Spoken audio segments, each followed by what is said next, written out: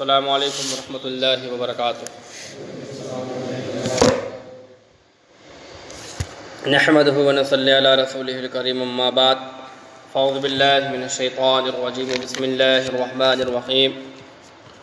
ان الصلاۃ تنہی عن الفحشاء والمنکر، آمنت باللہ، صدق اللہ وصدق رسول اللہ تسلیما کثیرا کثیرا۔ آئیے نبی محتشم، سرور کائنات، فخر موجودات، حسنین کے نانا، زہرا کے بابا، ہم سب کے آقا احمد مجتبیٰ محمد مصطفیٰ صلی اللہ تعالی علیہ وسلم کی بارگاہ میں جی لگا کر درود پاک پڑھیں۔ اللہم صلی علی محمد کما تحب و ترضی لہ صلی اللہ علیہ وسلم، صلاۃ و سلام علیک یا رسول اللہ صلی اللہ تعالی علیہ وسلم۔ میٹھی بولی ایک بار اور سبحان اللہ و بحمدہ سبحان اللہ العظیم۔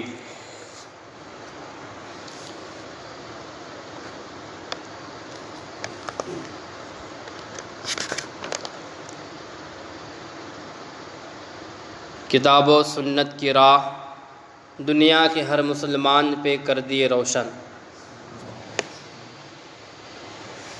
کتاب و سنت کی راہ دنیا کے ہر مسلمان پہ کر دی روشن، ومشعل علم مصطفیٰ ہیں امام اعظم ابو حنیفہ۔ ادھر طریقت کے پیر پیراں و میر میراں ہیں غوث اعظم، ادھر طریقت کے پیر پیراں و میر میراں ہیں غوث اعظم، ادھر شریعت کے مقتدا ہیں امام اعظم ابو حنیفہ۔ ادھر شریعت کے مقتدا ہیں امام اعظم ابو حنیفہ۔ امام اعظم ابو حنیفہ یہ کون ہیں؟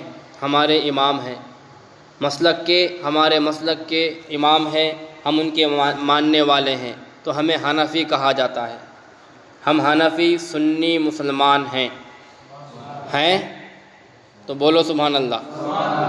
ڈاؤٹ ہے نکل جاؤ، ہے سنی بیٹھے رہو۔ سنی حنفی مسلمان ہیں، سبحان اللہ۔ اب آؤ ہمارے امام کی کرامت سناتا ہوں۔ میں نے کل بیان کیا تھا، نبی کریم صلی اللہ علیہ وسلم نے ارشاد فرمایا، جو وضو کرے گا، اچھی طرح وضو کرے گا تو اس کے تمام گناہ جھڑ جاتے ہیں۔ سمجھے؟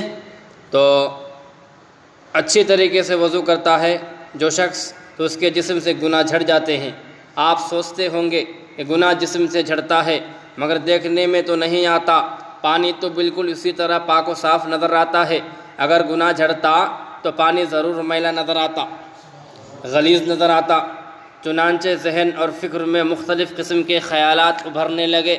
ٹھیک یہی سوچ، یہی فکر، یہی خیال لے کر ایک شخص امام المسلمین حضرت امام اعظم ابو حنیفہ رضی اللہ عنہ کی بارگاہ میں آیا اور عرض کیا، اے امام المسلمین، من توضع فاحسن الوضوء خرجت خطاياه من جسده حتى تخرج من تحت اظفاره۔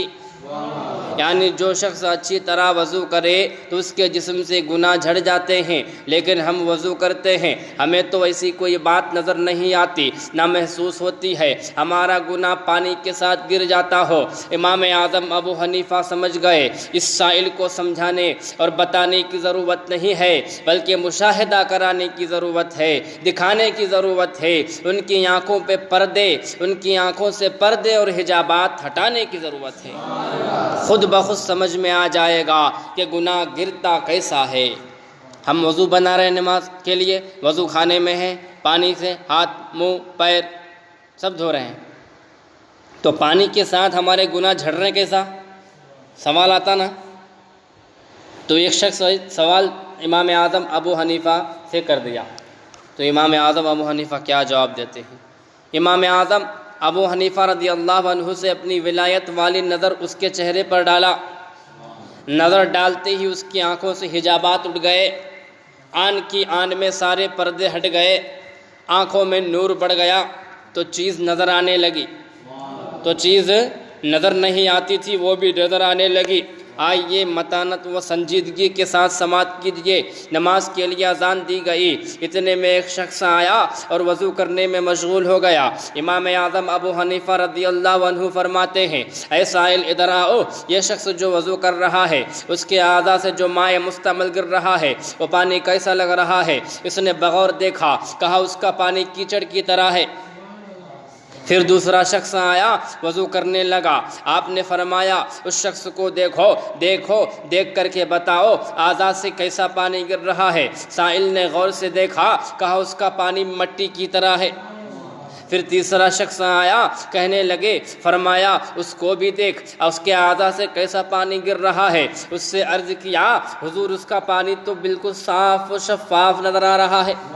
تو چنانچہ آپ تینوں آدمیوں کو اپنی بارگاہ میں طلب کرتے ہیں اور ہر ایک سے فرماتے ہیں، اے شخص تو نے کون سا گناہ کیا ہے؟ وہ شخص گھبرا گیا کیونکہ اسے معلوم تھا یہ پوچھنے والا کوئی معمولی آدمی نہیں ہے، یہ پوچھنے والا کوئی عام آدمی نہیں ہے، پوچھنے والا اللہ کا برگزیدہ بندہ ہے، پوچھنے والا اللہ کا ولی ہے، پوچھنے والا اللہ کا دوست ہے، پوچھنے والا فقیہ اعظم ہے، پوچھنے والا اپنے وقت کا ولی کامل ہے، پوچھنے والا امام المسلمین ہے۔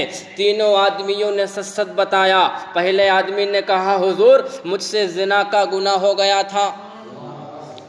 دوسرے نے کہا، حضور مجھ سے جھوٹ کا گناہ ہو گیا تھا۔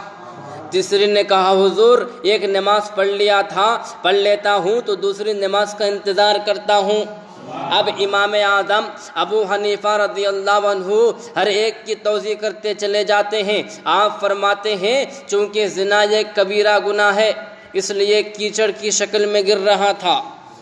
جھوٹ زنا سے کم درجہ کا گناہ ہے اس لیے وہ مٹی کی صورت میں گر رہا تھا۔ تیسرا شخص گناہوں سے پاک تھا اس لیے پانی بھی پاک گر رہا تھا۔ سبحان اللہ، سمجھ گئے؟ اس لیے بھی پانی پاک گر رہا تھا۔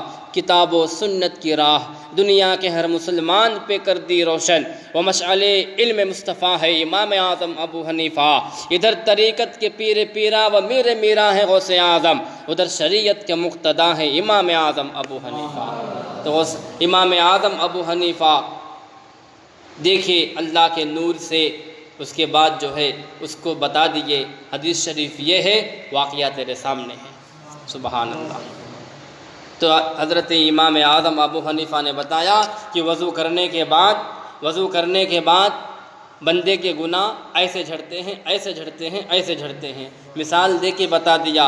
اسی لیے کہا جاتا ہے کسی ولی سے کسی عالم سے ٹکرانا مت، سمجھے؟ عالم کی بارگاہ میں بیٹھو تو زبان سنبھالو، اور ولی کی بارگاہ میں بیٹھو زبان بھی سنبھالو دل بھی سنبھالو۔